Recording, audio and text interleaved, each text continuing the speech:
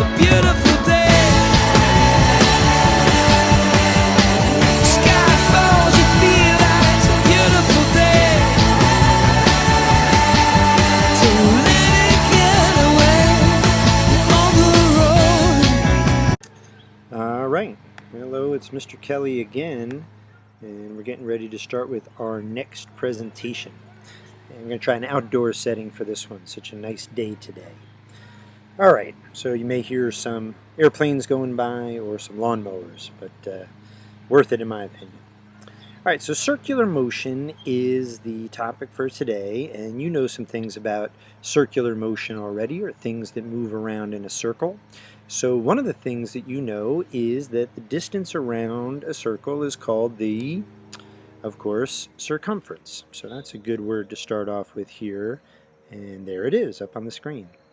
All right, so we're going to be doing calculations, and the calculation, the distance around a circle here, or the distance that is the circumference of the circle, is 2 pi r. So 2 pi r, where r is the radius of the circle, gives you the distance around the circle. Very interesting discoveries that were made with circles way back when, and even more interesting, the applications. Remember, as we go through this topic, like with all topics, you should be thinking of the applications. I'll give you the basics, but be thinking all along, where could I go with this? Okay, so we know already that speed is the distance that you cover divided by the time, so it should make perfect sense that in going around a circle, the speed would be 2 pi r, that distance, divided by t, if we define t as being the time to go around the circle one time. So the time to go around a circle one time has a name to it, and that name is the period. So the capital letter T is used to represent the period of an object moving around a circle. Okay, so how about this one? Give this a shot, and I'll pause as usual and see how you do with this problem here. Give it a try. All right, I'm back. Did you get this as your answer? Hey, if not, bring the questions into class. This can be complicated stuff, that's for sure. Okay, let's give a few more a try here, just to see if you got it. This one involves a little bit of a wrinkle. See if you know what it is, and I'll be back in a minute. Okay, we're back, right? Yeah, this time, of course, you had to make the conversion from kilometers to meters to get the correct answer, but you should have come up with 44.9 seconds. How did it work out? Bring your questions to class, please, as always. Okay, so this is the time per cycle. Cycle is another word for the time around a circle. That's the period. And if we were talking about how many cycles in a given time period, we talk a lot about cycles per second these days. That is the frequency. So the lower letter f, lowercase letter f, is used to indicate the frequency, where the capital T is the period. These are, of course, inverses of each other. The frequency, you may have been heard, is measured in hertz or inverse seconds. If the period is in seconds, then inverse seconds would be the unit for the frequency. If the time unit is seconds, of course. Okay, so here, just to indicate that they're inverses, there's a way of representing it anyway, symbolically. Okay, so how about it? What is the frequency of the motion in the previous problem? You know, your x to the minus 1 key works very well for these types of applications, but you should have gotten an answer like this one. And again, if you don't, bring your questions to class. That's a great idea. Okay. So, what does this even matter? Like I'm always asking you, take it a few steps further. What does this matter for circular motion? Well, you can start taking circular motion and then thinking about what happens when you have an oval. This is a circular track, but most tracks that we look at would be ovals. So elliptical, if you will. So how would we take circles and stretch them out to ellipses? That's a pretty good question to be asking. Or maybe something that is round can tell us some things. Maybe we can know the revolutions per minute for a car, and maybe that could be used to figure out its speed. But these are only some basic applications. Start thinking about other ones. How could this be applied to the real world? That's the most important part about the class anyway, in my opinion. Okay, so our solar system is also elliptical patterns, and circular motion gives us an estimate of what's going on out there, and that's how we started understanding the solar system. And pretty interesting stuff that people have pondered for years and years, and where we have taken this and where we will take it is pretty amazing. Human beings pretty smart and able to accomplish some amazing things, and I think we're only just beginning. And here you are, the next generation, to take it a little bit further than the generation before. It's kind of exciting. Okay, so let's get back to Earth and then go back to the Moon. How about it? Let's say it was a circular orbit, the Moon around the Earth. It's not exactly, but let's make an estimate here given this information. So there's the information about the radius of its orbit from us and its period in days. So let's ask some questions. What would be the speed of the Moon in meters per second? What would it be? Give that a try. When you come back, I'll give you the answer. Hey, welcome back. I came up with that as an answer. That's pretty good. 1,000 meters per second, roughly 2,000 miles per hour that Moon is moving at. Pretty impressive. Doesn't seem like it's moving all that fast from our perspective. All right, well, how about in miles per hour? Since meters per second doesn't mean all that much to us, I give you a rough estimate. 1610 meters per mile. That's a little bit off. It's probably about 1609, but it'll give us a rough idea of what's going on in miles per hour. And when you come back, I'll give you the answer. All right, well, there it is. And like I said, roughly 2,000 miles per hour, but now we have a little bit closer to the real answer. Okay. Okay, so there we go, and moving on. All right, centripetal acceleration then is the next thing that I want to talk about. When you are accelerating, it means your speed or your velocity is changing. So for centripetal acceleration, we'll take this formula on faith for the moment. It's the speed squared divided by the r, the radius of the motion. So there's centripetal acceleration, and here's the definition of those variables. Okay, so that's our centripetal acceleration and the variables in representing it. So how about this? If you were moving in a circle at a constant speed, how can you be accelerating, right? Your speed isn't changing. But remember, it's velocity that we're talking about. So even if it's the speed staying the same, the direction is constantly changing. And that's why we can say that it's always accelerating, centripetal acceleration. An acceleration always changing the direction toward the center of the circle of motion. Okay, so let's try a problem with that one. I'll pause and come back to you in a moment. And we're back.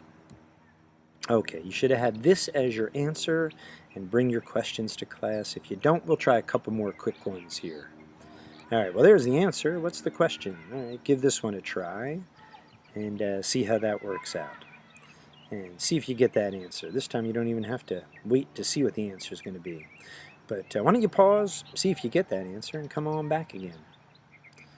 All right, welcome back, and here's another one for you to try. Let's see if this works out for you. Give that one a try. And pause, and I'll come back with the answer. And here it is. There you go. So the speed and then the acceleration. So using some other formulas to find the speed and then the acceleration. Okay, so here's another one for you. Pause, come back. You know the drill by now. And you're back. And there's the answer. And bring your questions to class, please. All right. And here we have another one where I'm asking you to give it in hours. This is getting to the point of what a planet might be like. This is a planet, not exactly the Earth, though. What would its period be? And there's the answer. Okay. Okay, well, if an object is going in a circle and it's accelerating, there has to be something causing it to do that. And we already have from Newton's second law the idea of centripetal force. So now what we're going to do is apply Newton's second law to circular motion with centripetal force. For a car moving in a circle, it's going to be friction that's moving it in a circle. There's got to be something that supplies the force, something besides just saying the centripetal force. Get used to saying the centripetal force is caused by, or something like that. If we were taking an object and spinning it in a circle on the end of a string, then it would be the tension in the string that would be causing that centripetal force, the pull on the object. And how about for planets going around a sun or a moon going around the Earth? Well, Newton figured it out a long time ago by looking at the apple falling from the tree, but it turns out that it's gravity that supplies the centripetal force. And I can see the words centripetal force are cut off there, but it's the gravity that supplies the centripetal force. And that should make some sense to us now, although it was new in Newton's day. Just like Newton took it a little bit further and thought about different ways things could be applied, I'm going to keep encouraging you to do that. That's where all the advancements come in anyway. Teach you the basics. All right, so we know that Newton's second law is F is equal to ma, and now that we have a term for centripetal force, or centripetal acceleration, I can say, we also have a term for centripetal force, and that should make some sense too. Okay, now already you might be thinking about the idea of friction for a car going in a circle. That's a pretty good thing to be thinking about. Another concept is what they call properly banked curves. So for a properly banked curve, what they're going to do is design the curve, and they're going to take a look at it. And I'm talking for a car going around a curve, let's say. What they're going to do is they tell you the speed that you can go around when you're going around a curve. And the idea is, even without the friction of the tires, which is a variable depending on the cars that are out there is a force that keeps you moving in a circle when you're at an angle.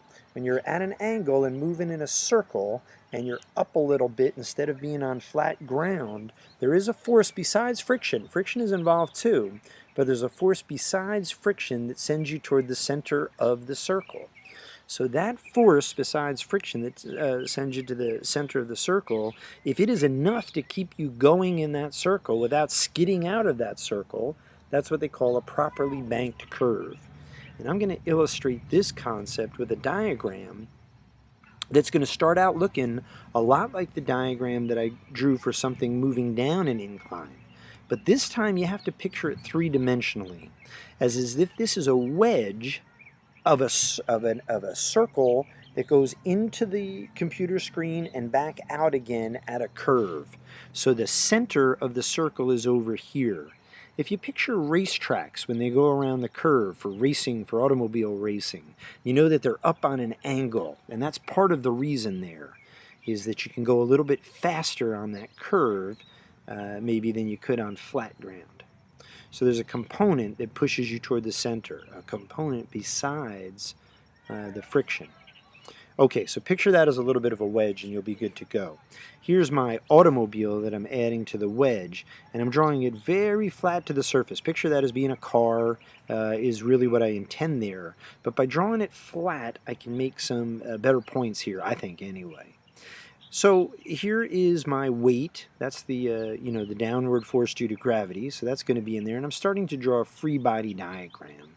And I know in the past I've already convinced you, I think, that this angle here is also the angle theta, the angle of the incline. So hopefully that's old news, or if you have questions, bring it to class. That's the best thing to do if questions are raised from this. But I'm going to go a little bit further and try to look above the track now. And above the track, there is another angle over here. So I'm trying to convince you, and by drawing in some right angles here where I can, that this angle here is also going to be theta. And if I can do that, hopefully, I can also convince you of this in labeling it. That this over here would be the normal force. That's the force perpendicular. And then here's Fn sine of theta.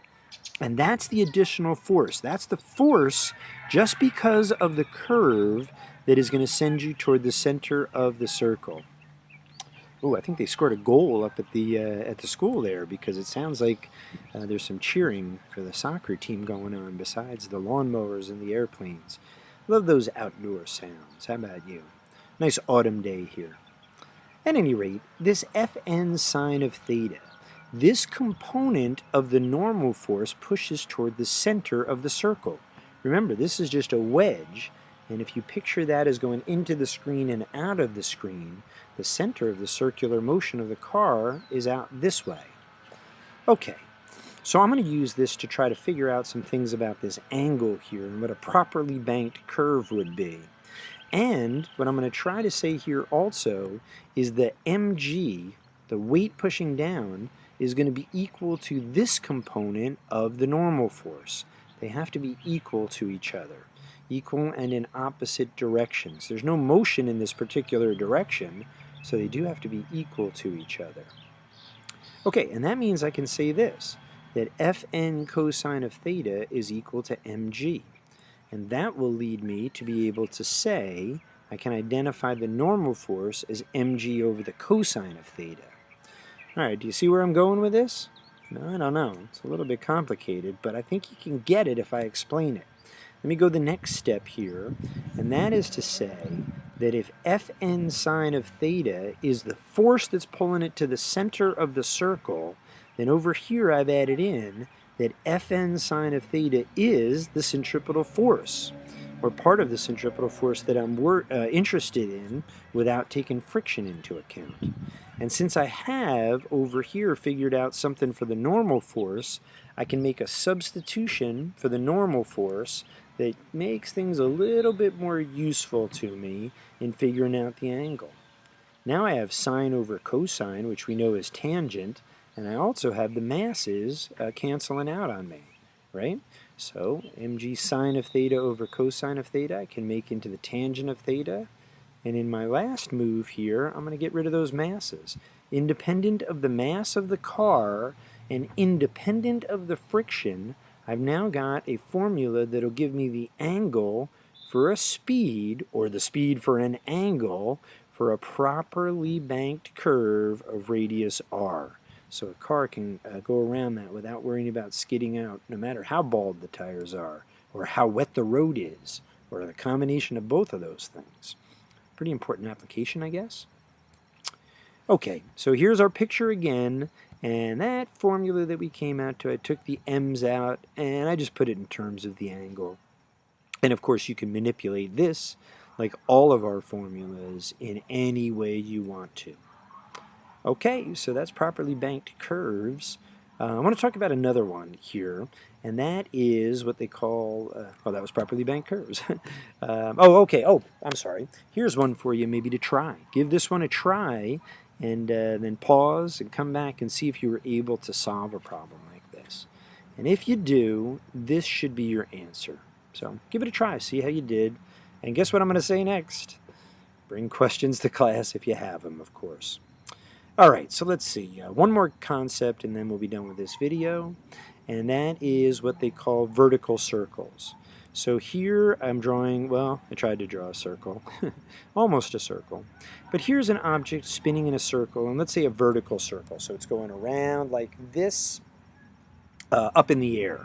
And that means that gravity is going to be part of the forces working on it. And I've drawn a mark here at the top and at the bottom to talk about the forces at the top and the bottom. And of course the weight would be pulling downward toward the center of the earth here. So that would be the downward pull, and the tension as well. Now when the object is at the bottom of the circle, the tension will be pulling toward the center of the circle, as it will be at the top of the circle. So I've drawn those forces in. And could you write equations for Newton's second law with circular motion that now reflect these forces? Yeah, give it a try. That would be a good idea. And come back. All right, well, how did you do? When I drew in the forces at the top, the equations at the top and the bottom, they look like this. The sum of the forces is equal to the mass multiplied by the acceleration. So how about it? Does this make sense to you? I hope it does. And if not, you know where you can ask questions, that's for sure. And here also is a problem to try. So give this a try, pause and come back, see how you did. All right, welcome back. That's about the end of today's presentation. This is the answer I got at the top. This is the answer that I got at the bottom. That's 86.6 newtons at the bottom. I can see it's almost cut off there. And that'll about do it for today. Hope this was helpful for circular motion. If you notice, we covered the kinematics of circular motion and the dynamics of circular motion. Dynamics being the causes of, and that's where the Newton's laws come in. All right, look forward to seeing you back in class. And that's it for today. What a beautiful day it is. It's a beautiful day.